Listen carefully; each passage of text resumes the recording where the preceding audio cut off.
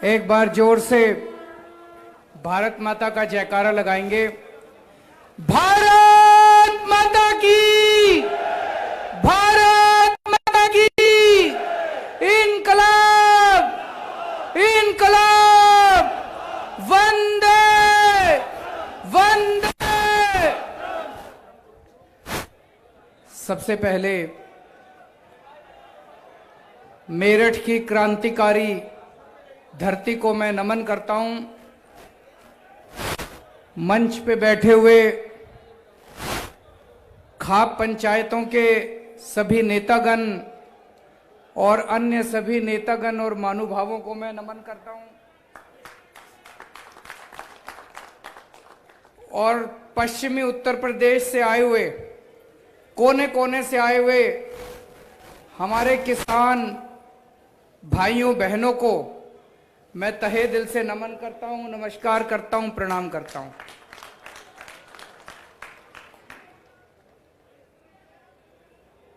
दोस्तों, आज अपने देश का किसान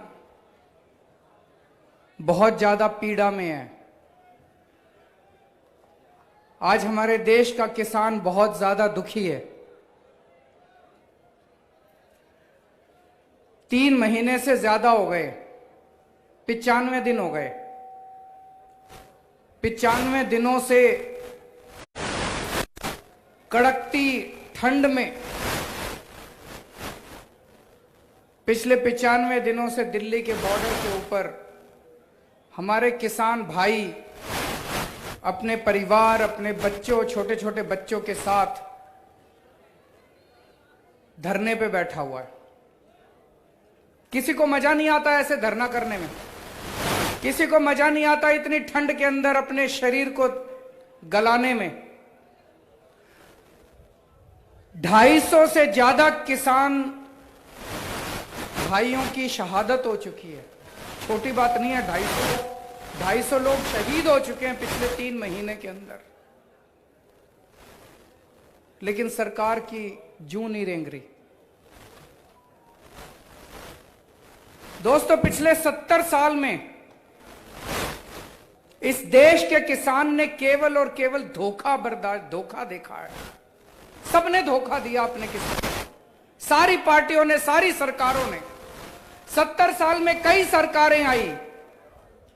70 साल में इस देश के लोगों ने लगभग हर पार्टी को सरकार बनाने का मौका दिया। लेकिन सभी पार्टियों की सरकारों ने धोखा दिया किसानों को। किसान कहता है, किसान क्या मांग रहा है पिछले 70 साल से? वो कहता है जी मेरी फसल का सही दाम दे दो। यही तो मांग रहा है भाई साहब, मेरी फसल का सही दाम दे दो। 70 साल हो गए मांगते मांगते। और सारी पार्टियों के घोषणा पत्र उठा के देख लो। 70 साल में इतने चुनाव हो लिए, राष्ट्रीय स्तर पे हो लिए, राज्य स्तर पे हो लिए। हर पार्टी के घोषणा पत्र में लिखा होगा हमारी सरकार बना दो, हम तुमको सही दाम देंगे। सारी पार्टियां कहती है, चुनाव के पहले सारी पार्टियां कहती है जी हम आपको फसलों के सही दाम देंगे। एक पार्टी की सरकार ने आज तक नहीं दिया। अगर आज फसलों के सही दाम मिल जाते, हमारा देश का किसान आत्महत्या नहीं करता, हमारे देश के किसान को लोन नहीं लेना पड़ता। आज हमारे देश का किसान कहता है हमारा लोन माफ कर दो। सारी पार्टियां चुनाव के पहले कहती है हमको वोट दे दो, हम तुम्हारा लोन माफ कर देंगे। हर पार्टी चुनाव के पहले कहती है और किसी पार्टी ने नहीं करा। जीतने के बाद कहते हैं पैसा नहीं है, जीतने के बाद कहते हैं पैसा नहीं है। पिछले 25 साल में 3.5 लाख किसान आत्महत्या कर चुके हैं। ये कोई छोटी बात नहीं है। 3.5 लाख किसान आत्महत्या कर चुके हैं। हर चुनाव के पहले पार्टियां कहती हैं तुम्हारे बच्चों को नौकरियां देंगे। किसी पार्टी ने नौकरी नहीं दी, किसी सरकार ने नौकरी नहीं दी। तो मैं सोच रहा था अब ये किसान जो है बॉर्डर के ऊपर बैठे हुए हैं, बॉर्डर के ऊपर क्यों बैठे हैं? इतनी ठंड क्यों बर्दाश्त कर रहे हैं? अपना शरीर क्यों गला रहे हैं? अपनी शहादत क्यों दे रहे हैं? जिंदगी क्यों दे रहे हैं? क्योंकि अब जिंदगी और मौत की लड़ाई आ गई है। ये जो 3 कानून केंद्र सरकार ने बनाए हैं, ये किसानों के डेथ वारंट हैं, ये मौत के वारंट हैं। ये तीनों कानून लागू होने के बाद किसानों की जो बची खुची खेती है, वो केंद्र सरकार उठा के अपने 3-4 बड़े बड़े पूंजीपति साथियों के हाथों में सौंपना चाहती है। सबकी खेती चली जाएगी, सबकी खेती उन पूंजीपतियों के हाथ में चली जाएगी। और जो किसान आज अपने खेत के अंदर हल जोतता है और अब किसान किसानी करता है, वो किसान अपने खेत में मजदूर बनने के लिए मजबूर हो जाएगा। हर किसान मजदूर बन जाएगा अपने अपने खेत के अंदर। आज जो किसान मालिक है अपने खेत का, इसलिए किसान अपनी खेती बचाने के लिए, जो बची कुची खेती है, ये डू और डाई का लड़ाई है, मर करो या मरो की लड़ाई है, इसलिए किसान आज बॉर्डर के ऊपर बैठा अपने शरीर को गला रहा है और अपनी शहादत दे रहा है। 2014 के चुनाव में भारतीय जनता पार्टी जब चुनाव लड़ी थी 2014 में, इन्होंने अपने घोषणा पत्र में डाला था, याद होगा आप सबको, इन्होंने घोषणा पत्र में कहा था हम स्वामीनाथन रिपोर्ट लागू करेंगे। कहा था कि नहीं कहा था इन्होंने? बीजेपी वालों ने हर भाषण में इन्होंने जा जाके, प्रधानमंत्री जी ने भी पूरे देश के अंदर कहा था स्वामीनाथन रिपोर्ट लागू करेंगे। जो फसल का लागत है उसके ऊपर 50% हम आपको प्रॉफिट देंगे, एमएसपी उसके हिसाब से लागू करेंगे। अपने किसान बेचारे भोले वाले हैं, सारों ने जम के वोट दे दिया इनको। लोगों को लगा अब क्रांति आने वाली है और इनकी सरकार बन गई, भारी बहुमत से सरकार बन गई। भाई साहब, सरकार बनने के 3 साल के अंदर इसी केंद्र की भाजपा सरकार ने सुप्रीम कोर्ट में एफिडेविट दायर किया है। एफिडेविट में इन्होंने सुप्रीम कोर्ट में लिखा है, भारतीय जनता पार्टी की सरकार ने सुप्रीम कोर्ट में एफिडेविट में लिखा है कि एमएसपी नहीं देंगे। बात बताओ जी, पता होगा आप लोगों को? आज मैं लाना भूल गया, आपको दिखा देता। केंद्र सरकार का भारतीय जनता पार्टी का एफिडेविट सुप्रीम कोर्ट के अंदर 3 साल 2014 में सरकार बनाने के 3 साल के अंदर इन्होंने सुप्रीम कोर्ट में लिख के दे दिया एमएसपी लागू नहीं करेंगे। ये तो धोखा हो गया जी, ये तो पीठ में छुरा घोंप दिया, झूठ बोल के वोट ले लिए किसानों के। किसान बेचारे भोले वाले थे, 70 साल से धोखा खा रहे थे। किसानों ने सोचा चलो भाई इस बार ये लोग कह रहे हैं, इनकी बात मान लेते हैं। इनकी बातों में आके किसानों ने वोट दे दिया और इन्होंने धोखा दे दिया। आज पूरे देश के अंदर जिस तरह से किसानों पे ये सरकार अत्याचार कर रही है, पानी की बौछारें बरसाई जा रही हैं, वाटर कैनन छोड़े जा रहे हैं, लाठियां बरसाई जा रही हैं, कीलें ठोकी जा रही हैं। ये दुश्मन है क्या हमारे देश के? ये किसान है हमारे देश के दुश्मन है? ऐसे तो कोई दुश्मन के साथ नहीं करता। ऐसे तो अंग्रेजों ने नहीं करा था हमारे किसानों के साथ। जब अंग्रेज थे, अंग्रेजों ने भी इतने जुल्म नहीं करे थे। उठा के देख लो इतिहास, इतिहास के अंदर जब अंग्रेज आते थे अपना वसूल करने के लिए अपना लगान, ऐसे इतने अत्याचार तो उन्होंने अंग्रेजों ने नहीं करे थे। कीले ठोकने का काम तो अंग्रेजों ने नहीं करा था, तुमने तो अंग्रेजों को भी पीछे छोड़ दिया। और अब ये हमारे किसानों पे झूठे मुकदमे कर रहे हैं। ये लाल किले का पूरा कांड इन्होंने खुद कराया कि नहीं कराया है?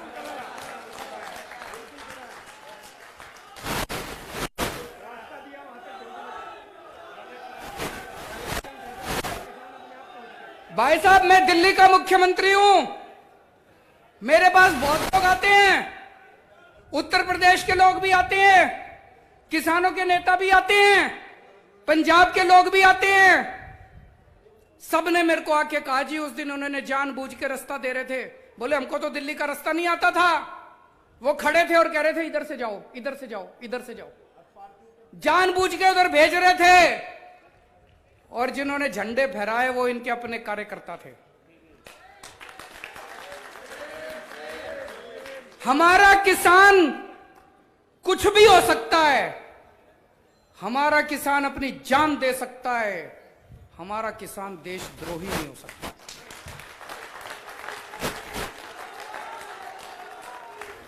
आज ये भारतीय जनता पार्टी की केंद्र सरकार हमारे किसानों पे देशद्रोह के मुकदमे चला रही है। इतनी हिम्मत तो अंग्रेजों ने नहीं करी थी। अंग्रेजों ने हमारे किसानों पे देशद्रोह के मुकदमे नहीं चलाए थे। तुम हमारे किसानों पे देशद्रोह के मुकदमे चला रहे हो। हमारे किसानों को आतंकवादी बोलते हैं। मैं आपसे पूछना चाहता हूं, तुम सारे आतंकवादी हो? पूछना चाहता हूं, आतंकवादी हो तुम सारे? दोस्तों, ऐसे हजारों हजारों लाखों किसान हैं। एक किसान के दो बेटे हैं। एक बेटा भाई साहब आपको देश के बॉर्डर पे मिलेगा और दूसरा बेटा आज आपको दिल्ली के बॉर्डर पे मिलेगा।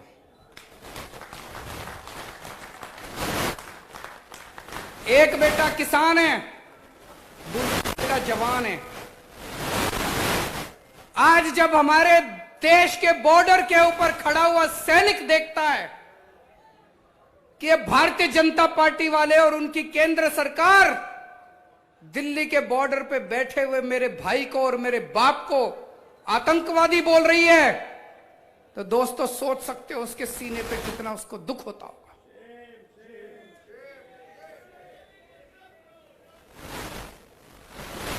दोस्तों, हमने शुरू से कंधे से कंधा मिला के इस आंदोलन में हिस्सा लिया है। मेरे को याद है जब पंजाब के किसान चले थे, हरियाणा क्रॉस कर रहे थे, जगह जगह उनके ऊपर वाटर कैनन छोड़े गए, बैरिकेड लगाए गए, लाठियां बरसाई गई। केंद्र सरकार का पूरा प्लान था कि इनको दिल्ली आने से रोको, लेकिन वो भी पूरी बहादुरी के साथ केंद्र सरकार का सामना करते हुए दिल्ली के बॉर्डर पे पहुंच गए। फिर केंद्र सरकार ने प्लानिंग बनाई कि चलो इनको दिल्ली में आ जाने दो। ये दिल्ली में आ गए, उसके बाद इनको सबको पकड़ के जेल में डाल देंगे। केंद्र सरकार ने मेरे पास एक फाइल भेजी। फाइल में लिखा था दिल्ली के 9 बड़े बड़े स्टेडियम को जेल। भाई साहब, अपनी कितनी अच्छी है, वो जेल बनाने की पावर मेरे पास है, इनके पास नहीं है।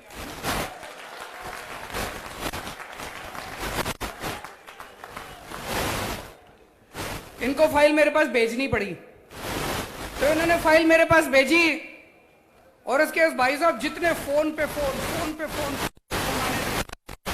ये फाइल क्लियर। पहले प्यार से बोले, फिर धमकी दी इन्होंने।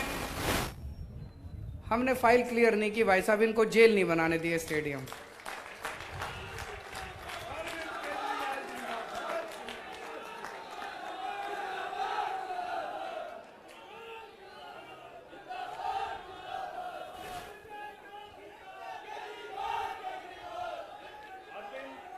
उस टाइम अगर हम ये जेल बन जाने देते स्टेडियम, ये सबको उठा के जेल में डाल देते और जेल में पड़े रहते सारे जने। मेरे को याद है, मैं अन्ना आंदोलन में, जब हम अन्ना आंदोलन में हुआ करते थे तो कांग्रेस ने भी ये सारे स्टेडियम जेल बनाए थे। मैं भी कई दिन इन स्टेडियम में जेल में रह चुका हूं। मेरे को पता था अगर सारे किसानों को उठा के इन्होंने स्टेडियम में डाल दिया, सारा आंदोलन टाइम फिस हो जाएगा, सारा आंदोलन खत्म। हमने अरविंद केजरीवाल, किसान एकता, किसान एकता।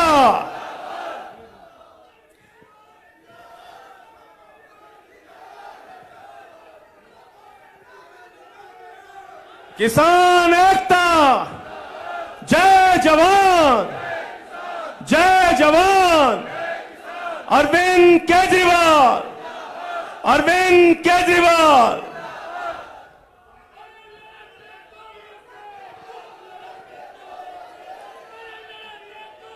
तो दोस्तों, इनको हमने जेल नहीं बनाने दिया। और जब से किसान दिल्ली के बॉर्डर पे आके बैठे हैं। हमारी सरकार की तरफ से, हमारी पार्टी की तरफ से तन मन धन से हम उनकी पूरी सेवा कर रहे हैं।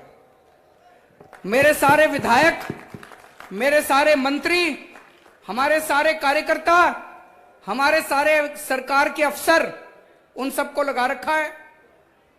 खाना बनाने में, लंगर लगाने में मैं ये नहीं कह रहा हम ही कर रहे हैं, वहां पे बहुत लोग हैं, कई और संस्थाएं भी कर रही हैं, सारे मिलके कर रहे हैं। लेकिन पानी की व्यवस्था करने में, टॉयलेट की व्यवस्था करने में, वहां पे फ्री वाईफाई की व्यवस्था करी, वो सारी व्यवस्थाएं करने में पूरी मदद कर रहे हैं। जय जवान, जय जवान, अरविंद केजरीवाल। और दोस्तों फिर 28 जनवरी थी ना जी, जब 28 जनवरी की रात को जो कुछ हमने टीवी पे देखा वो यकीन नहीं हुआ। हमारे देश के महान किसान नेता बाबा महेंद्र सिंह टिकैत के सुपुत्र राकेश सिंह टिकैत जी पिछले कितने दिनों से वो गाजीपुर बॉर्डर के ऊपर, दिल्ली के बॉर्डर के ऊपर अपने लिए नहीं कर रहे थे। उनको क्या जरूरत है, भगवान का दिया उनके पास सब कुछ है। वो किसानों के लिए इतने दिनों से अपना शरीर ताप रहे थे, इतना शरीर गला रहे थे, और सरकार ने अपनी पुलिस भेज के, अपने गुंडे भेज के उनके साथ जो व्यवहार किया, उनकी आंखों से आंसू आ गए, वो भावुक हो गए। भाई साहब ये नहीं देखा गया, ये नहीं देखा गया। मैंने पहले संजय सिंह को बोला, संजय सिंह के ने उनको फोन किया, फिर संजय सिंह जी ने मेरी उनसे बात कराई। मैंने राकेश सिंह जी को एक ही बात बोली, मैंने कहा जी आप बिल्कुल चिंता मत करो, आप ये बताओ आपको क्या चाहिए, हम हैं आपके साथ। जय जवान, जय जवान, अरविंद केजरीवाल, किसान एकता। उन्होंने कहा पानी का इंतजाम करा दो, टॉयलेट का इंतजाम करा दो। हमारे तुरंत विधायकों ने वहां पे पहुंच के रातों रात पानी का, टॉयलेट का, जो जो चीजें उन्होंने कही उन्होंने इंतजाम करा। और हमने कहा मतलब आप डटे रहो, हम आपकी पूरी तरह से साथ हैं, हिम्मत मत हारो, बस सारा देश के किसान आपकी तरफ देख रहे हैं। दोस्तों ये बीजेपी वाले घूम घूम के कह रहे हैं, केंद्र सरकार के मंत्री घूम घूम के कह रहे हैं, ये कह रहे हैं एमएसपी है, एमएसपी था, एमएसपी रहेगा, कह रहे हैं ना, चारों तरफ टीवी में रोज सुनते हैं जी। भाई साहब उत्तर प्रदेश के आज इतने किसान आए हुए हैं, पश्चिमी यूपी के, और इतने बड़े बड़े नेता आए हैं। मैं पूछना चाहता हूं उत्तर प्रदेश की एक मंडी बता दो जहां पे एमएसपी पे नहीं मिली, एक मंडी बता दो जी भाई साहब। कहीं नहीं मिली। भाई साहब इतने किसान हैं, जरा हाथ उठा के बता दो सब लोग, बता देना एक मंडी। आज मैं योगी आदित्यनाथ जी से भी पूछना चाहता हूं भाई साहब, एक मंडी उत्तर प्रदेश की बता दो जिस पे एमएसपी पे धान उठता हो या एमएसपी पे एक भी फसल उठती हो। मैं भी देख के आऊंगा, हम सारे चलेंगे देखने। नहीं उठती, वो मंडी देखने चलेंगे जहां पे एमएसपी पे फसल उठती हो। कि झूठ क्यों बोलते हो तुम? सुबह शाम झूठ बोलते हैं, एमएसपी थी, एमएसपी रहेगी। अरे कहां है एमएसपी? दिखा दो कहां एमएसपी पे धान उगती है, मिलती उठती है। और ये लोग कह रहे हैं जब आप किसान नेता इनसे मिलने के लिए गए थे, इन नेताओं से केंद्र सरकार से बातचीत चल रही थी, तो किसान नेता जब बाहर निकले तो इनका मंत्री बोला, मैंने देखा सुना टीवी पे, कहता है एमएसपी नहीं दी जा सकती। क्यों नहीं दी जा सकती? कहता है इसमें 17 लाख करोड़ रुपए का खर्चा आएगा। भाई साहब आज आपके सामने मैं पढ़ा लिखा हूं अच्छा खासा। अरविंद केजरीवाल, किसान एकता, काला कानून वापस लो। और मैं आज आपके सामने फॉर्मूला रख रहा हूं, अगर केंद्र सरकार सुनती हो तो सुन ले। इस देश में नया पैसा खर्च किए बिना 23 की 23 फसलें एमएसपी पे लागू की जा सकती हैं। 23 की 23 फसलें एमएसपी पे सरकार उठा सकती है। सरकार 23 की 23 फसलें एमएसपी पे उठा सकती है। सरकार का एक नया पैसा खर्च नहीं होगा। ये लोग कह रहे हैं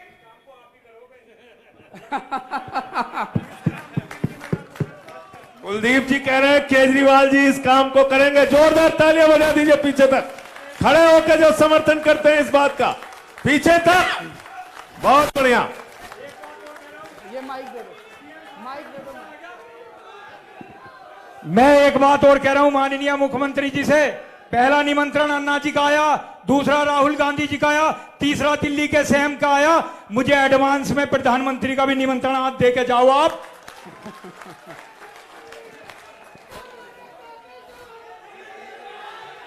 देश का नेता कैसा हो, देश का नेता कैसा हो, किसानों का नेता कैसा हो।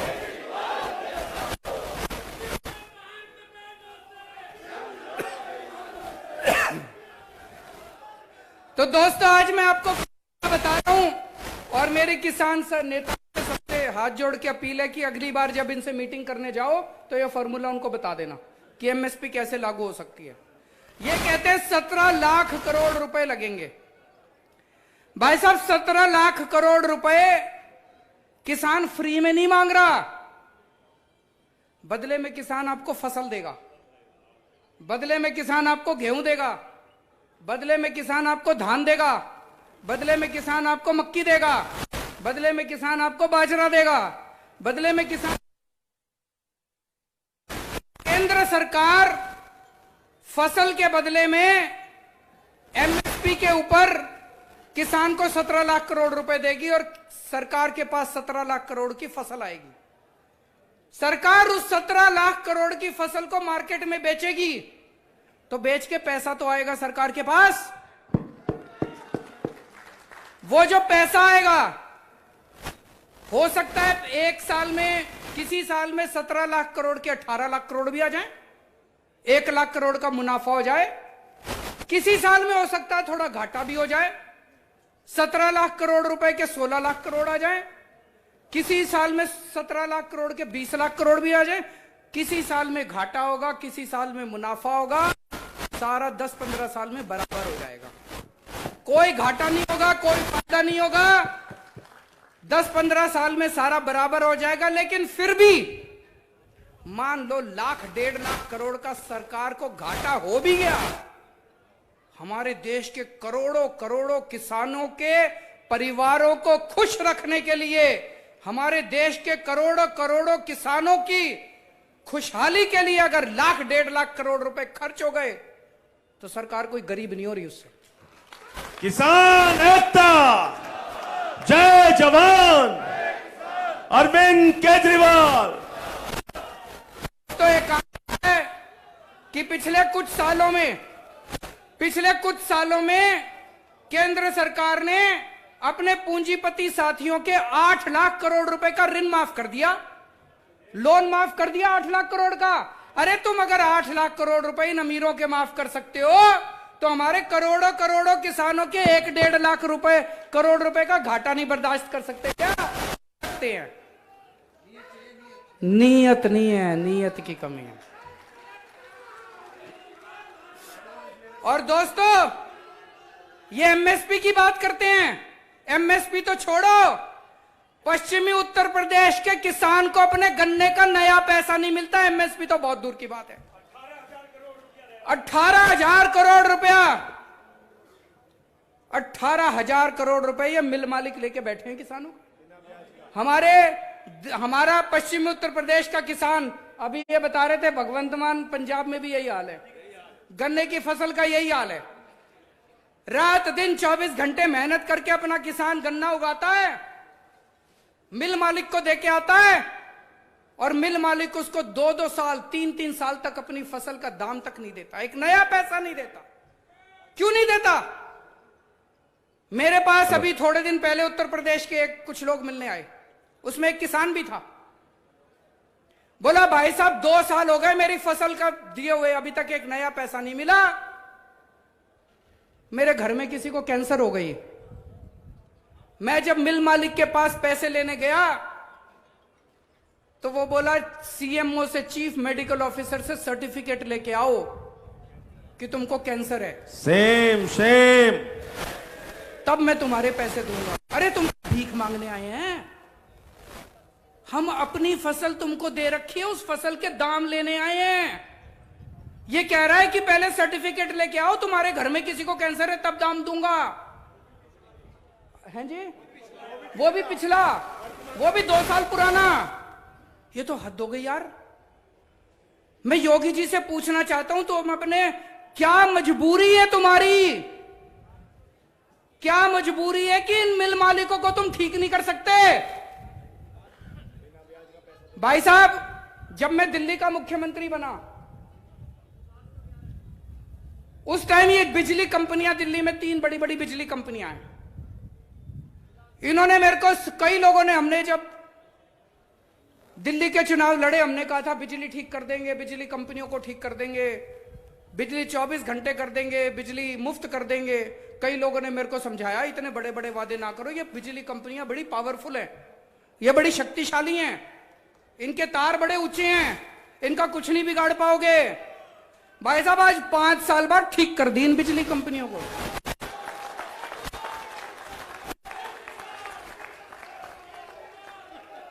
ये चू नहीं करती। पहले दिल्ली में 7-7, 8 घंटे के पावर कट लगते थे, 20-20 हजार रुपए के बिजली के बिल आते थे। आज 24 घंटे बिजली आती है और 0 बिजली का बिल आता है। मुफ्त में बिजली मिलती है लोगों को, दिल्ली के लोगों को मुफ्त में बिजली मिलती है जी, 24 घंटे बिजली मिलती है। यही बड़ी बड़ी पता नहीं क्या कहते हैं लोग, इतनी बड़ी बड़ी कंपनियां हैं, बड़ी पावरफुल कंपनियां हैं। केजरीवाल जी, ये काबू में आने वाली नहीं है, काबू में कर दी। और ये चीनी की कंपनियां, छोटी कंपनियां हैं। भाई साहब कह रहे हैं पैसे खाते हैं इनसे। ये इन पता खावे मिल वालों पता खावे, फिर बात क्यों बढ़ावांगे? मिल वालों पता पैसे जहां मंत्री होते हैं। मैं पूछना चाहता हूं योगी जी, आपकी क्या मजबूरी है कि आपकी पूरी की पूरी सरकार इन चीनी मिल मालिकों के सामने घुटने टेक के बैठी है? अगर आप अपने गन्ना किसानों को, इन मिल मालिकों से पैसे नहीं दिला सकते तो लानत है तुम्हारी सरकार को।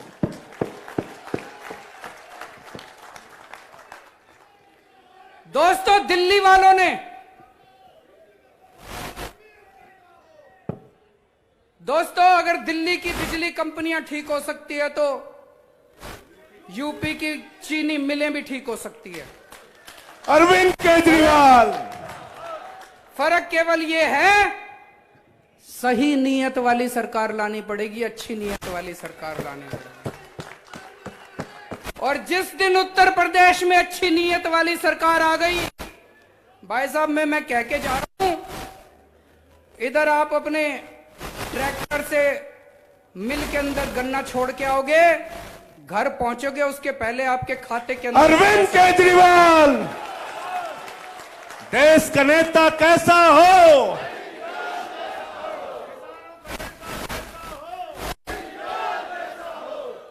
और ये गारंटी है, ये गारंटी है, ये हो सकता है कि आप अपने गन्ने को छोड़ के आओगे मिल के अंदर, घर पहुंचोगे, उसके पहले आपके खाते के अंदर पैसा आ जाएगा। बात केवल नीयत की है भाई साहब। आप सोच के देखो, 5 साल से 6 साल से दिल्ली में इन बिजली कंपनियों को मैंने रेट नहीं बढ़ाने दिए, बिजली फ्री कर दी। आज अगर मैं इन बिजली कंपनियों को बुला के शाम को कहूं कि भाई 6 साल हो गए, महंगाई बहुत बढ़ गई, चलो कोई बात नहीं, 50 पैसे यूनिट बिजली बढ़ा लो, मान लो मैं कह दूं इनको, भाई साहब कल शाम तक ये मेरे घर में 200 करोड़ रुपए छोड़ जाएंगे कि नहीं छोड़ जाएंगे? कहेंगे जी पार्टी फंड में ले लो, पार्टी फंड दे जाएंगे 200 करोड़ रुपए में 50 यूनिट बिजली बढ़ा दूं तो। हाँ जी सुनाओ जी। गैस सिलेंडर भाई साहब बता रहे डीजल पेट्रोल गैस सिलेंडर क्यों महंगे हो रहे हैं?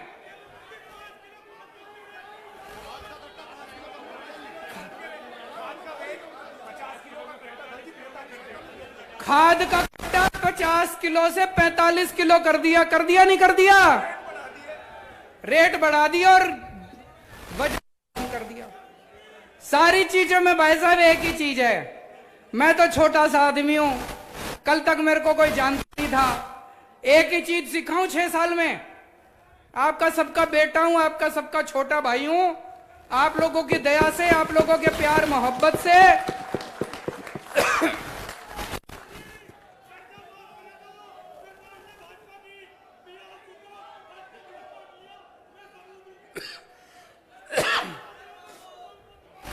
अभी मैं अंदर जब से सरकार में गया हूं पिछले 6 साल से, मैंने एक ही चीज सीखी है भाई साहब, सरकार में पैसे की कमी नहीं है, नीयत की कमी है। नीयत। अरविंद केजरीवाल देश का नेता कैसा हो? अच्छी नीयत की सरकार ले आओ, 50 किलो का कट्टा 55 का हो जाएगा, गैस के दाम भी कम हो जाएंगे, पेट्रोल के दाम भी कम हो जाएंगे। और ये जो पश्चिमी उत्तर प्रदेश के, पूरे उत्तर प्रदेश में इन्होंने ट्यूबवेल के 25,000 रुपए लेने चालू कर दिए। 25,000 बिजली का तुम किसानों से बिजली के 25,000 रुपए लेके गांवों में मीटर लगा दिए। दिल्ली के अंदर भाई साहब 75% जनता की बिजली मुफ्त है। दिल्ली के अंदर 75%। अरविंद केजरीवाल तो किसान एकता। तो अच्छी नीयत वाली सरकार ले आओ, जैसे दिल्ली वालों ने अच्छी नीयत वाली सरकार करी थी। दिल्ली में जैसे बिजली मुफ्त हो गई, यहां पे ट्यूबवेल नहीं, घर की बिजली भी मुफ्त कर देंगे।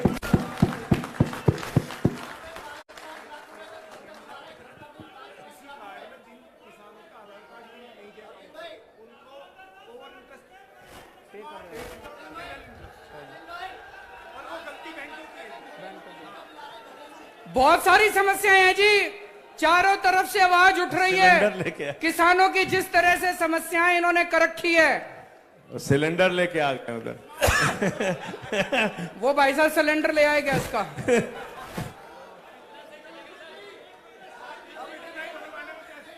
अब घर में इतना ही सिलेंडर आया, इतने पैसे में। तो दोस्तों, एक बड़ा पेचीदा प्रश्न है। लोग कह रहे हैं जी लाखों किसान सड़कों पे उतरे हुए हैं। जब इतना बड़ा किसानों का आंदोलन चल रहा है, तो भाई साहब केंद्र सरकार ये कानून वापस क्यों नहीं ले रही? केंद्र सरकार की क्या मजबूरी है? केंद्र सरकार ने इन पूंजीपतियों के सामने क्यों घुटने टेक रखे हैं? वो कह रहे हैं भाई साहब एडवांस ले रखा है इन्होंने, बयाना ले रखा है इन्होंने, बयाना उठा रखा है इन्होंने।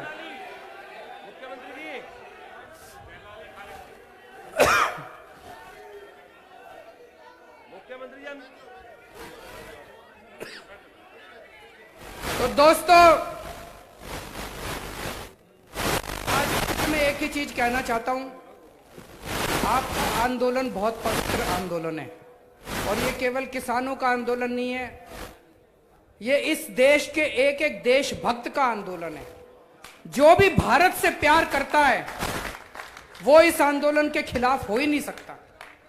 इतना पवित्र आंदोलन है, इतने अच्छे तरीके से चलाया जा रहा है, कोई हिंसा नहीं किसी तरह की, और इतने प्यार और मोहब्बत से सारे धर्म के लोग, सारी जाति के लोग, ऊंचा आदमी नीचा आदमी, हर आदमी इसमें शामिल है।